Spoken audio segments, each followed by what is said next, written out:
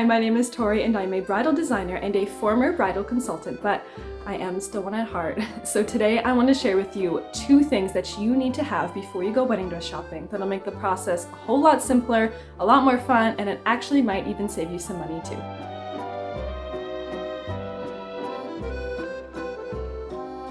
The first thing you need to know before you go wedding dress shopping is the season you're going to be married in. What knowing the season allows you to do is to focus in on the must-haves for your dress and the must-not-haves. So for example, if you're getting married in the middle of summer, you can probably confidently say, my dress must not have long satin sleeves. It's just not going to be comfortable. Don't even pay attention to that dress, no matter how beautiful it might be. Or maybe you're getting married in the winter, in which case you say, my dress must have sleeves.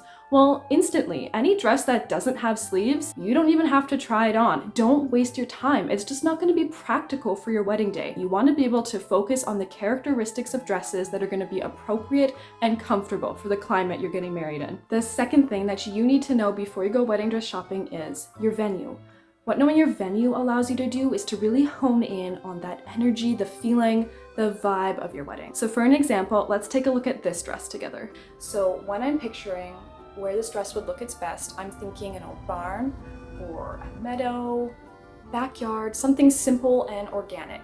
And now let's look at this dress in the context of a downtown civil service sort of a ceremony, or a yacht club, or even on the beach. Do you see how this dress just doesn't really shine in those more dramatic environments? And that's the point of knowing your venue. You want to feel cohesive in your environment. You want to match the energy of your venue. You don't want to feel overdressed or underdressed or even costumey. Of course, you want to stand out. You want to be the star of the show, but you at least need to look like you belong to the show, if you know what I mean. So what happens if a bride goes shopping without knowing these things? Well, she almost always leaves without her dress and not any closer to an idea of what she might want. Because what I see is this. She tries on this beautiful dress and she tries on this beautiful dress, loves them equally, but they're completely different. But then she has no way to say which one she prefers because she has nothing to help guide her decision. I mean, really, at this point she could be getting married anywhere at any time of the year. That leaves the options endless and it's just so overwhelming. So if a bride did buy a dress on a day like that, it's rare, but it can happen. What happens next is, as she starts to figure out the when and the where of her wedding, suddenly she realizes that this